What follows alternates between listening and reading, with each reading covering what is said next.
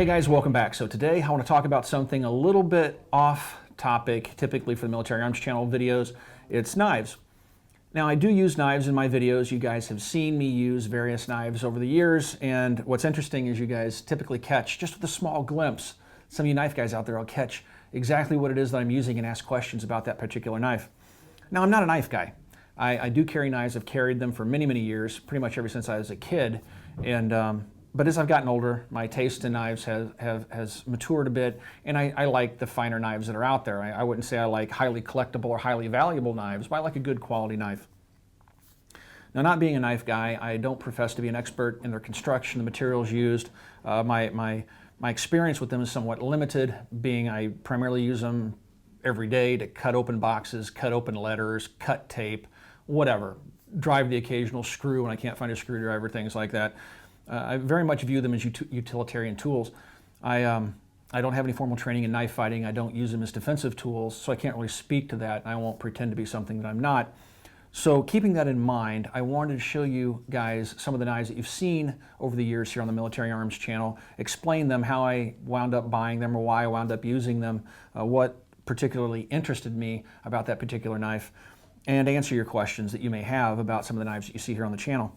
Now, when I first started the channel, I think the knife that I was carrying was probably a knife I carried the longest. I don't change knives very often, at least I didn't historically. Lately I have been, and I'll explain why. But the knife that I was carrying when I first started the channel, and I'd been carrying it years before that, would be my Emerson Wave Commander. The Wave Commander is a nice knife. It's a quality knife. Back in the day when I bought it, it was considered one of the best knives out there. And what I liked about the Wave Commander was this little hook on the back side or the spine of the blade. Let me zoom in here really quick for you, kind of give you a better view of it. It's this little hook right here. And what happens is when you draw this knife out of your pocket, the clothing, the pocket material will snag on that little hook, and the blade will deploy automatically. Basically, all you have to do to deploy the knife is put your finger on the back side of the knife. It sits like this in your pocket. You just put your finger on the back side of the knife, push back against the pocket, and pull straight up, and it will automatically open that blade. Now, that's what kind of intrigued me the most about the knife at the time. Automatic knives were illegal here in Indiana, and I wasn't able to carry an out the front or any other type of automatic knife. And not only that, when compared speed-wise and how fast it deployed to an automatic knife, this Emerson was faster, I found. I was surprised at just how fast it was. And so that really caught my attention. That's why I bought this knife initially. Now, this one has serrations on the blade, and it's a relatively thin blade. It's a light knife, has a G10 handle on it. It has 154 cm steel for the blade. Now, again, I'm not an expert on different types of steel, but what I do know is it's held edges very nicely. It's still relatively sharp. I haven't used it in years now, but it still feels really good. The G10 handle's a little bit slick. It uses a cross block safety, which you have to push across. It's a very narrow piece of sheet metal, spring steel, that allows you to close it. But again, that opening action is what really intrigued me and what kept me using it for years. Now, some of the things I didn't like about the knife and why I ultimately stopped carrying it were things like, let me bring it in a little bit tighter here again for you guys, is that this blade, you can see it move in the handle. It wasn't very rigid. Now, it does have a screw here on the side, and I can actually tighten it or tension it to the right tension that I need just using a thumbnail. But if you tighten it too much, it'll pinch the blade and it won't open automatically when you pull it out of your pocket. So you have to leave it somewhat loose, and this is about as tight as I can get it. See that wobble in the blade? That's about as tight as I can get it and still have it open automatically. It's not a bad thing, it's not horrible, but it's just, it just kind of like is the one thing that kind of bugged me the most about the knife. Also, this screw will come loose. It'll either get too loose or too tight, and I wind up constantly messing with it. But I did carry it for a number of years. I do like the knife, and I'll wind up keeping it even though I don't carry it anymore. So, not this past July, but the July before that, we here in Indiana had a law passed that allowed us to once again carry automatic knives. And I've always had a fascination with switchblades, even as a kid, probably because they've been banned in most states in the country, including the state that I grew up in Kansas. We weren't allowed to own them, so I was always interested in them. You get interested in things that you can't have. And so when we were about a year and a half ago able to legally carry automatic knives, I went out to the first gun show after the law was enacted in July and bought this Infidel. It's a Benchmadeinfidel. It's an out the front knife. It has a button here on the side. Let me zoom in a little bit here. Has a button here on the side that activates the knife. It's a dual action. Pull back, it goes back into the handle. Push out, it comes out. So this was the first out the front knife that I had purchased. And I liked it okay. The first thing, oops, I'm sorry, going the wrong way here on the zoom. The thing that ultimately I didn't like about this knife was occasionally that blade would, it almost did it right there, I could feel it. The blade was real sluggish. Occasionally the blade wouldn't fully deploy. And what'll happen is if, and this is true of any out the front, if it runs into something, that blade won't fully deploy, it won't lock in the out position, and you'll have to grab it and pull it out. Now, if these knives get dirty, they get enough lint in them, enough debris, it'll get too much friction inside there, and this one you can feel is a little bit sluggish, and it won't fully deploy. And so that's what ultimately was the downfall of this knife for me in my everyday carry. I like the size of it. It's lightweight, even though it looks rather big. I like where the button's located here on the side of the knife versus the top. It carries nicely, carries point down. But yeah, it was just that failure to deploy every once in a while that really bothered me about it. I also don't care too much for these spear point type blades where you have an edge on both sides of the blade. It's not very utilitarian. It's great for thrusting, fighting type situations like that. I don't know that I would use an out the front knife for a self-defense knife because it's failure to deploy at times. But yeah, it's interesting. It's nice. The blade itself is made out of D2 steel. It seems to hold an edge very well. I've never sharpened it. I only carried it for about 2 or 3 months. I used it quite a bit. I can still see tape goop on there from cutting tape and stuff here at the gun shop opening boxes. But it worked out fairly well. It has a 6061 aluminum handle, but again, ultimately, I stopped using it because it failed to deploy, which set me on a course to start looking for another out-the-front knife. I do like the out-the-front knives. The next knife I purchased, and I bought that at a gun show, the next knife I purchased was a Microtech Ultratech. And this little guy is the SE121-T1, I'm sorry, 1TA. And it's a small knife. It's much smaller looking and feeling. It doesn't really look small. You guys probably can't see it too well. But it's a little bit more narrow. It's less bulky than the Infidel. And it has the activation button here on the side, right here. And it's a little bit more stiff, where the Infidel is much easier to manipulate. My kids can actually fire the knife. This one is much more solid feeling. It requires quite a bit more pressure to get it to deploy and to retract. And my kids can't even open it, so there's a little safety measure there. This knife does have about a 3.4-inch blade on it, and this one uses a L-Max steel in the blade. It's more of a, bayonet. I want to say drop point. That's what this one is, my next one. It's a bayonet style blade. It only has an edge on the top half, about halfway down the blade. The other side, the edge goes all the way to the rear. It's again primarily used, I would think, not being the knife expert, for thrusting and things like that. And it's not really well suited again for what I want to use it for, and that's primarily to open boxes and do utilitarian type things. But I used it. I actually carried this one for quite some time. You saw this in a lot of videos here on the channel. It does have an aluminum handle on it. The L-Max steel seems to be a very good steel. It's held at its edge quite well. The point is surprisingly sharp. I haven't managed to chip it. I don't know how, because I've poked it into things. But just like the Infidel, if you run it into something, the blade will not lock in the outmost position, so you have to pull it and lock it back in so it will once again work. Now, and I think that's probably a safety feature, the fact that the blade hits something and stops. If you were to accidentally deploy this blade in your pocket, it hits you in the leg, it's going to draw blood, but it's not going to completely impale you. It'll draw blood, but that safety mechanism will keep it from really digging in. But then again, if you were using this for a self-defense knife, which is why I would personally never carry one as a self-defense weapon, if that does happen, if it accidentally doesn't deploy or you do gig yourself with it and have to reach up and pull the blade out, that's probably a bad thing. So you probably want something, at least I would think, a little bit more positive for self-defense purposes. But again, this is my utility knife. So I carried this one for quite some time, but I wanted to get a different blade style. I wanted to get more of a drop point blade for what I do with my knives, and again, that's primarily cut things.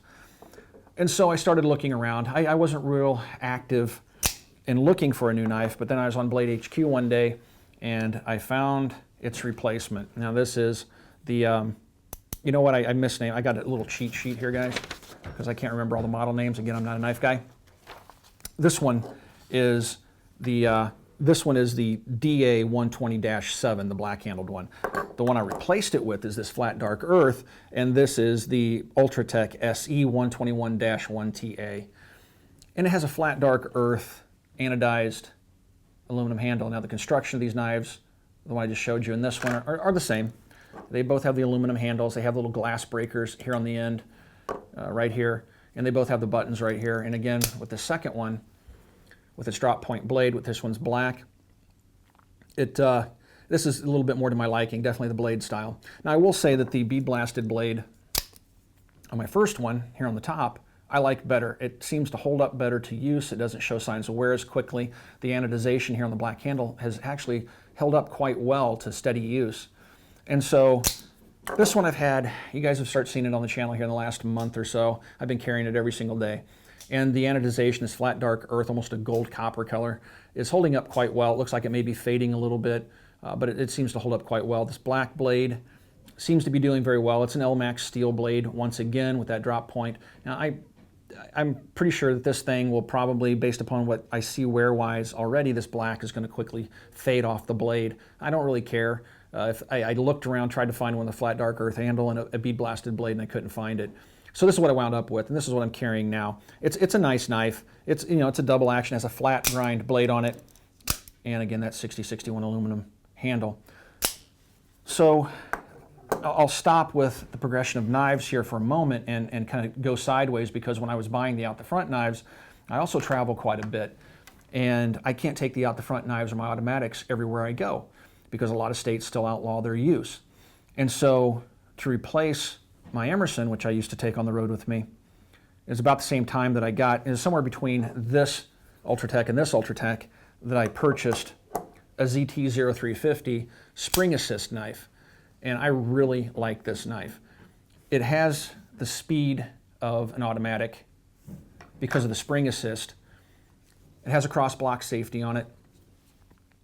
But what's nice about it is when you're folding it, you feel that spring start to take over. It resists. It has that tiger stripe blade too, which is really good looking. But this nub here on the back, you carry it. I had to reverse the orientation. This clip comes from the factory on the other side. You have to get a special screwdriver. I put the clip over here so I could carry it tip up.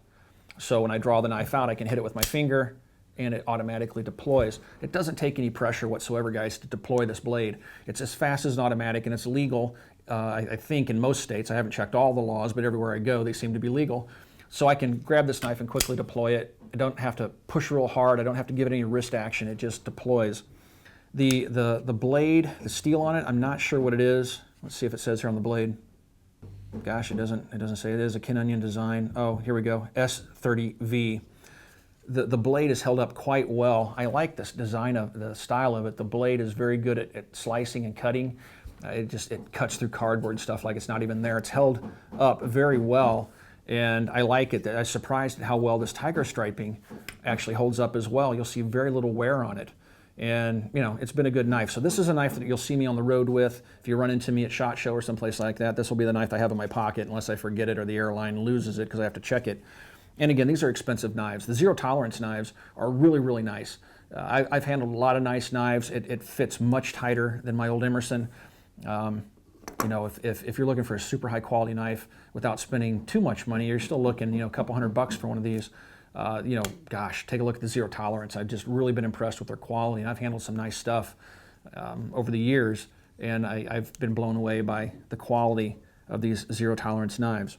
So anyway, that's the knife that I'll carry when I'm on the road. Now, I also, of course, like all types of automatics, even the non-out the fronts, the side folding automatics, and this was a knife that caught my attention when it first released. And this is a Ratworks MRX. This is a full size, and what's cool about this is it's a chain drive knife. Come in just a little bit tighter here if I can. And it has a chain here on the back of the knife. And it has dual nested extension springs in here and a recessed button on the side. And when you push it, that chain is what drives the knife out. It's a very fluid motion. It has an aluminum handle on it, black anodized handle. And the knife blade, the design of it's very good. I actually used this knife quite a bit this past summer. We were doing a lot of landscaping, and we were putting down a lot of landscaping fabric, and I had this knife, and I just took it out and I'd stab it in the ground on the landscaping fabric and just slice it. And we spent, a month worth of weekends doing that. And this knife held up very well. The blade held up very, very well. They have a CPM 154 blade on them. And overall, it's been really surprisingly durable. They call it a fail-safe system. Some guys have said, well, that looks kind of hokey, it looks kind of gimmicky, this chain drive, but I think it's actually quite functional. I found that even with dirt, dust, lint, everything else in it, this knife still deploys. It's capable of swinging a ginormous blade. You can just feel the spring tension in this thing, and when it opens, it like jerks backwards in your hand. So it's a really, really nice knife. I believe they have patented the nested spring system in it. And it does have, the full size is a 4-inch blade, and again, a very high quality knife, the Ratworks MRX. Now what's kind of cool about that is just at the bullpup shoot this last year, we'll zoom back out just a little bit here. At the bullpup shoot this last year, I picked up the 3-inch bladed Mini, all the exact same the stats, and it has a 6061, I believe, aluminum handle on it. It has the CPM 154 steel blade, but it's just a smaller version of the full-size knife. And it's a cool little knife as well. I really like it. I really like the style. If you're a biker, this chain drive system, this chain on the back, is just really cool looking. I'm not a Harley guy or a motorcycle guy in any way. I sold my last motorcycle many years ago, but I still think that chain is just very, very cool. Again, very fluid, very positive. It's a really nice little knife. I've been impressed with my MRX knives. So that's my knife collection for the most part. I have some other knives knives. I wish I quit saying knives.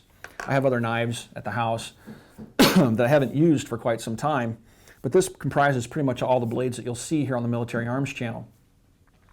But if I'm always looking, I wouldn't say I'm always looking, but I'm always open to suggestions for better knives, especially out the fronts.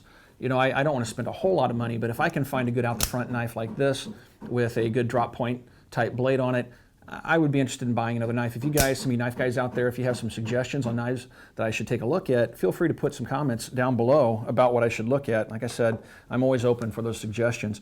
If you guys have any questions about any of the knives that you've seen here in this video, you can certainly ask those questions on our Facebook page. I'll put a link to that down below. Again, I'm not a knife expert. Don't ask me a bunch of crazy technical questions about knives or anything that would require the response of an expert. I'm by far not an expert in knives. And also, if you guys have a chance, I really greatly appreciate it if you come by and check out Copper Custom. That's our online store. A lot of people ask me, how can I support the Military Arms channel? The best way to support the channel is to come by Copper Custom. We have a wide variety of firearms and accessories. We fully stock the store. We have really good prices. I invite you guys to come by. That's the best way to help out the Military Arms channel, support us here. So I'll put a link to Copper Custom down in the description below. Again, everybody, thanks for watching, and we'll talk to you guys soon.